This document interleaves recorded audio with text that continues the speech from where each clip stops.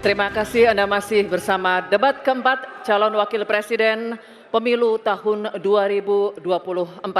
Dan kini saatnya kami undang kembali ketiga calon wakil presiden kita untuk kembali menuju ke podium.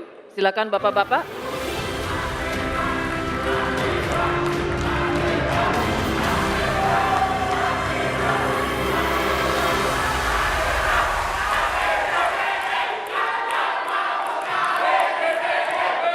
Di segmen kelima ini kita akan melanjutkan tanya jawab antar calon wakil presiden.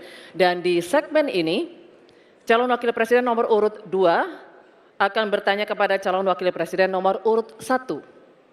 Kembali kami ingatkan pula untuk melakukan tanya jawab sesuai dengan tema debat kita pada malam hari ini, yakni pembangunan berkelanjutan dan lingkungan hidup, sumber daya alam dan energi, pangan, agraria, dan masyarakat adat dan desa.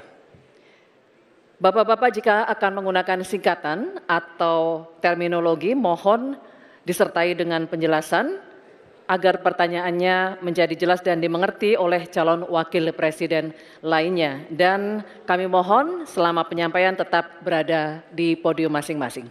Baik, kami persilakan sekarang calon wakil presiden nomor urut 2 Bapak Gibran Rakabuming Raka untuk bertanya kepada calon wakil presiden nomor urut 1 Bapak Muhaimin Iskandar. Waktu Bapak 1 menit dimulai ketika Anda berbicara. Silakan. Baik, terima kasih Gus Muhaimin. Paslon nomor 1 dan tim suksesnya sering menggaungkan LFP, lithium ferrofosfat. Saya nggak tahu ini pasangan nomor 1 ini anti nikel atau gimana? Mohon dijelaskan. Masih ada waktu, Pak Gibran, apakah akan digunakan? Akan saya gunakan apabila pertanyaannya belum jelas. Bagaimana Gus? Cukup? Saya jelaskan juga nggak apa-apa. Singkatan dan terminologi mohon dijelaskan. LFP, lithium ferrofosfat. Tadi sudah saya bilang kan, lithium ferrofosfat. Itu sering digaungkan Pak Tom Lembong itu. Lithium ferrofosfat. Baik. Masih ada waktu untuk menjelaskan atau cukup? Cukup? Baik. Sekarang kami persilakan kepada calon wakil presiden nomor urut 1 Bapak Muhaimin Iskandar untuk menjawab. Waktu Bapak 2 menit dimulai ketika Anda berbicara. Silakan. Terima kasih. Tenang Pak Gibran. Semua ada etikanya. Termasuk kita diskusi di sini bukan tebak-tebakan definisi, tebak-tebakan singkatan. Kita levelnya adalah policy dan kebijakan. Prinsipnya sederhana. Semua kembali kepada etika Pak Gibran. Etika, sekali lagi etika. Etika itu adalah etika lingkungan. Apapun yang menjadi kebijakan kita menyangkut produksi, pengambilan tambang sumber daya alam, juga apapun yang kita gunakan seluruh potensi bangsa ini, rujukannya adalah etika lingkungan. Komitmen kita intinya adalah keseimbangan antara meletakkan manusia dan alam. Keseimbangan ini tidak bisa ditawar-tawar agar pembangunan kita berkelanjutan, agar melibatkan semua pihak yang ada. Tidak ada satupun yang tertinggal, sehingga produksi yang kita munculkan pun dari tambang, dari litium, dari apapun itu tidak sembrono dan tidak sewenang-wenang. Bahkan yang lebih parah lagi tidak mempertimbangkan lingkungan dan keberlanjutan masa depan. Sekali lagi intinya bukan hanya etika lingkungan, tetapi etika bahwa forum ini adalah forum policy yang berharga. Jangan-jangan kalau kita tebak-tebakan definisi di sini, saya ragu kita ini levelnya SD, SMP, atau jangan-jangan ijazah kita palsu semua di sini. Ini yang mengagetkan. Jadi kalau tebak-tebakan, ya bukan di sini levelnya. Di sini adalah kebijakan kita untuk memimpin negara. Bapak Muhaimin, waktu Anda habis. Terima kasih. Selanjutnya kami persilakan kepada calon wakil presiden nomor urut 2 Bapak Gibran Rakabuming Raka untuk menanggapi. Waktunya 1 menit dimulai saat Bapak berbicara. Silakan. Ini agak aneh ya, yang sering ngomongin LFP itu tim sesnya, tapi cawapresnya nggak paham LFP itu apa. Kan aneh. Sering bicara LFP, lithium ferrofosfat, Tesla nggak pakai nikel. Ini kan kebohongan publik, mohon maaf. Tesla itu pakai nikel, Pak. Dan kita sekarang, Indonesia itu adalah negara yang punya cadangan nikel terbesar sedunia. Ini kekuatan kita, ini bargaining kita. Jangan malah membahas LFP, itu sama saja mempromosikan produknya China, Pak. Saya nggak tahu ya, Pak Tom Lembong dan tim sesnya sering nggak diskusi dengan cawapresnya. Masa cawapresnya nggak paham? Aneh loh. Saya jelaskan sekali lagi, lithium ferrofosfat itu adalah alternatif dari nikel. Intinya ada negara yang nggak mau pakai nikel. Nah, itu loh Gus yang saya maksud. Apakah Gus Muhaimin juga anti nikel? Baik, seperti Pak waktunya Tom habis. Lembong? Terima kasih Pak Gibran. Baik, kami lanjutkan. Mohon tenang dulu Bapak, Ibu. Cukup Bapak-Bapak, bisa kita lanjutkan ya. Terima kasih, terima kasih, terima kasih. Sekarang kami persilakan kepada calon wakil presiden nomor urut 1 Bapak Mohamid Iskandar untuk merespon tanggapan dari Bapak Gibran Raka Buming Raka. Waktu Anda 1 menit Bapak, silakan. Saya setuju bahwa potensi sumber daya alam kita harus terus kita promosikan. Tetapi harap dicatat, gara-gara kita mengeksplorasi nikel ugal-ugalan, lalu hilirisasi tanpa mempertimbangkan ekologi, mempertimbangkan sosialnya, buruh kita diabaikan, malah banyak tenaga kerja asing, dan juga yang terjadi korban kecelakaan. Di sisi yang lain, pemasukan dari nikel kita juga sangat kecil. Ini menjadi pertimbangan. Dan yang paling parah, nikel kita berlebih produknya, sehingga bukan harga tawar kita menaik, malah kemudian kita menjadi korban dari policy kita sendiri. Sementara kita masa depannya menjadi tidak jelas, di sisi yang lain kita mengorbankan lingkungan dan sosial kita, sekaligus keuntungan yang sangat terbatas bagi negara. Oleh karena itu bukan soal gegabah, ini soal keberanian dan keberpihakan. Waktunya habis Bapak Muhaimin. Terima kasih. Tanya jawab akan kita lanjutkan. Dan berikutnya calon wakil presiden nomor urut 3 dan calon wakil presiden nomor urut 2 akan bertanya jawab. Untuk itu kami persilakan Cawapres nomor urut 3 Bapak Mahfud MD untuk mengajukan pertanyaan kepada Cawapres nomor urut 2 Bapak Gibran Raka Buming Raka. Pak Mahfud, waktunya 1 menit dimulai saat Bapak berbicara. Silakan. Mas Gibran, saya menghormati Anda sebagai calon wakil presiden sehingga saya tidak akan bicara secara menjebak dan receh-receh. Saudara, pada tanggal 17 Februari 2019 dalam sebuah debat calon presiden, itu Pak Prabowo mengatakan bahwa Pak Jokowi itu menyampaikan tidak akan mengimpor komoditas-komoditas pangan jika nanti terpilih presiden. Ternyata kata Pak Prabowo nih, 4 tahun memimpin Pak Jokowi masih mengimpor dan itu merugikan banyak petani. Nanti dicek ya bahwa itu pertanyaan Pak Prabowo ke Pak Jokowi saat itu. Pak Jokowi bilang tidak akan ngimpor. Tapi sampai sekarang kita masih mengimpor banyak. Masih mengimpor banyak. Malah semakin banyak mafianya impor mengimpor bahan pangan itu. Nah itulah sebabnya apa usul Anda untuk menyelesaikan masalah 5 tahun lalu ini. Ya. Baik. Cukup. Ini kami persilakan Cawapres nomor urut 2 Bapak Gibran Raka Buming Raka untuk menjawab. Waktunya 2 menit dimulai saat berbicara. Silakan. Sepertinya Prof. Mahfud agak ngambek ya, soalnya saya sudah 2 kali memberikan pertanyaan yang sulit. Carbon capture, greenflation, selalu dikomenin pertanyaan receh. Ya kalau receh ya dijawab Pak, gitu loh, segampang itu. Oke, masalah pangan, masalah impor. 2019 sampai 2022 kita sebenarnya sudah swasembada beras. 2023 ada impor karena El Nino Pak. Dan ini terjadi di sebagian besar di belahan dunia Pak. Kuncinya sekarang adalah bagaimana kita bisa bekerja sama melakukan ekstensifikasi, intensifikasi lahan di tingkat desa sampai tingkat nasional secara efektif. Pupuk itu kunci. Makanya kemarin ada pabrik pupuk di Fak-Fak. Ini kunci untuk meningkatkan produktivitas. Lalu mekanisasi. Ini kalau tidak ada mekanisasi, produktivitasnya tidak akan meningkat. Ada combine harvester, ada RMU. Ini wajib untuk meningkatkan produktivitas sekaligus mengurangi food loss atau food waste. Lalu tentu saja kita harus menggandeng anak-anak muda. Misalnya di Jabar sudah ada program petani milenial, ya kita juga harus mengedepankan smart farming. Kita pakai IoT untuk mengecek kesuburan tanah, pH tanah, keasaman tanah. Penting sekali itu, Pak.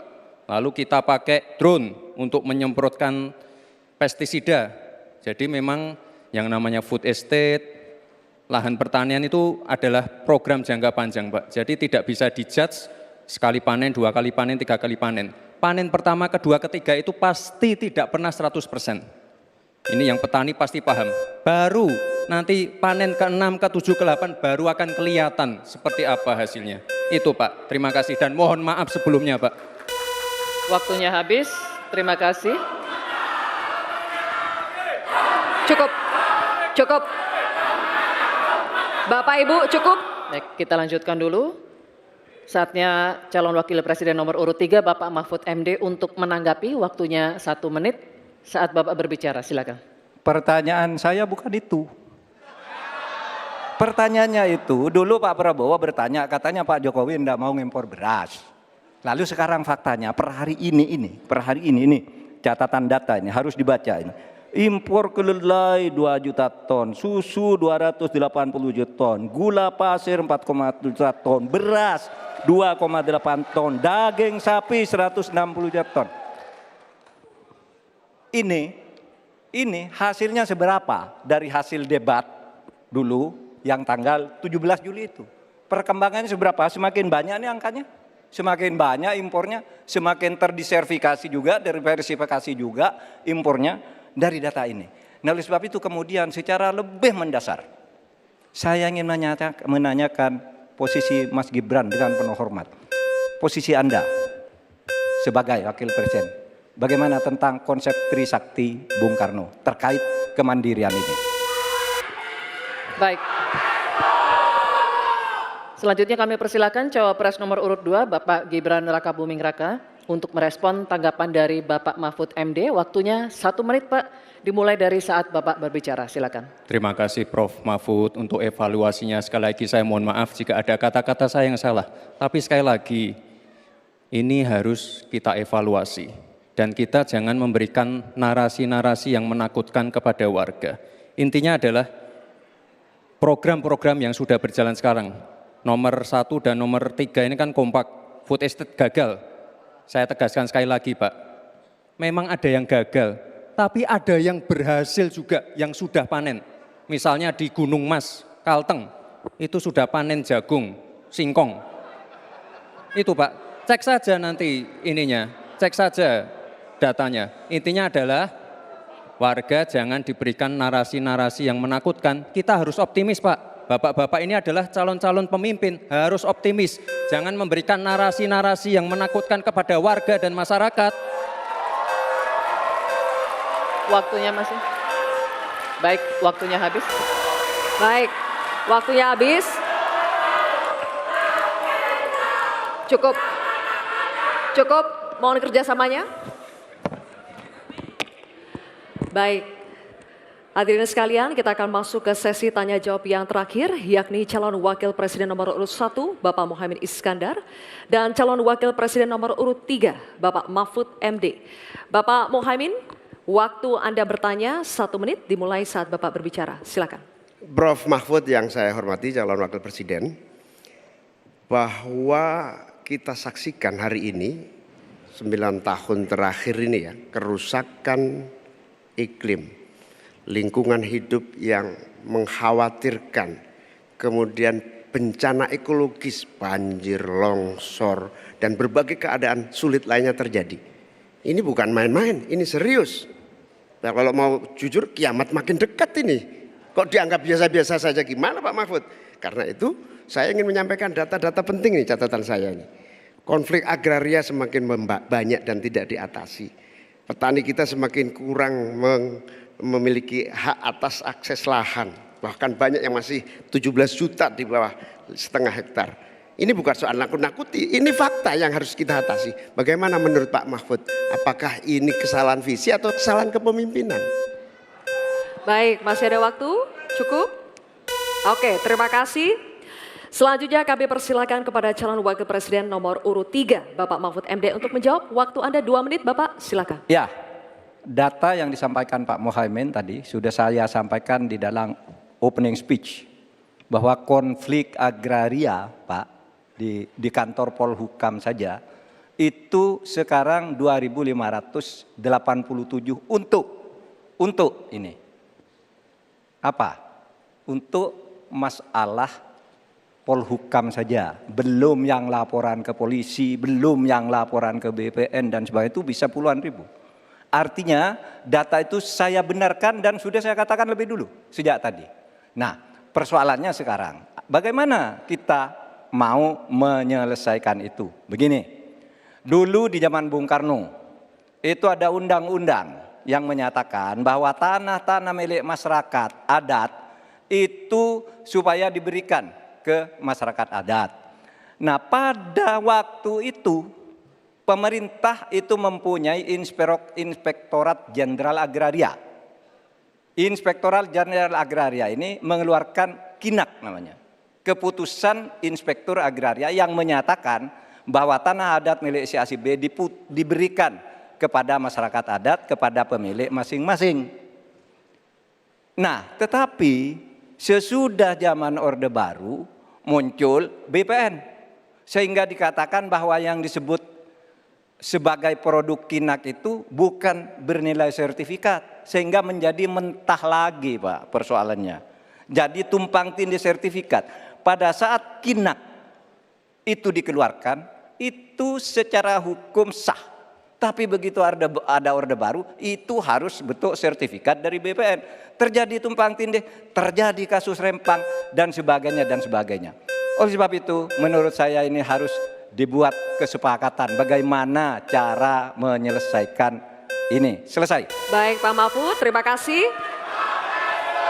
Selanjutnya, kami persilakan kepada calon wakil presiden nomor urut 1, Bapak Mohaimin Iskandar untuk menanggapi. Waktu Bapak 1 menit, silakan. Ya, banyak masalah yang menjadi kendala terlaksananya reforma agraria. Salah satunya birokrasi kita, kesungguhan politik kita, kemauan kepemimpinan. Di bawah presiden harusnya ada satu kelembagaan yang bisa mengelola reforma agraria dengan sangat sungguh-sungguh. Tidak dibiarkan terus-menerus. Yang pertama soal reforma agraria. Yang kedua soal lingkungan. Bencana ekologis di mana-mana. Saya tidak menyalahkan siapapun ya. Ini sebuah fakta yang harus kita antisipasi bersama dengan baik-baik. Bahwa kita sedang mengalami ancaman bahaya lingkungan dan krisis iklim yang sangat mengerikan. Panas global yang masuk kepada bagian dari mengakibatkan petani kita gagal panen, gagal tanam dan seterusnya menjadi masalah. Saya hanya mengajak Pak Prabowo, Pak Gibran, Pak Mahfud, Pak Ganjar, saya, Mas Anies, dan siapapun untuk kita sama-sama tobat ekologis, memperbaiki ke depan menjadi lebih baik lagi. Tobat ekologis penting untuk masa depan kita. Baik, Pak Mohaimin, terima kasih. Sekarang kami persilakan kepada calon wakil presiden nomor urut 3, Bapak Mahfud MD untuk merespons tanggapan dari Bapak Mohaimin. Waktu Bapak 1 menit dimulai saat Bapak berbicara. Setuju, karena yang diusulkan Pak Mohaimin tentang lembaga reforma agraria itu memang menjadi salah satu bagian dari misi kami pada tahun ini. Jadi kami punya tim reformasi hukum nasional yang melibatkan pakar dari berbagai kampus. Kesimpulannya, masalah agraria ini harus ada sebuah badan khusus yang nanti menangani. Misalnya begini, ada sekian ribu kasus, ini yang berat dikategorikan 3 misalnya. Kita katakan, yang kategori 1 harus selesai dalam 6 bulan. Kategori 2 selesai 6 bulan. Kategori 3 selesai dalam 6 bulan. Lalu kita mulai lagi menata kehidupan kita di bidang pertanahan. Sehingga tadi proses deeding atau kesepakatan untuk KINAK dan sertifikat tanah itu akan menjadi bagian dari apa yang sudah kami rencanakan. Selesai. Oke, baik. Terima kasih Pak Mahfud. Baik, silakan berikan apresiasi untuk ketiga calon wakil presiden yang telah menjalani sesi tanya jawab. Hadirin dan pemirsa, usai jeda kita akan kembali dengan segmen pernyataan penutup dari ketiga calon wakil presiden kita. Tetaplah bersama debat keempat calon wakil presiden pemilu tahun 2024.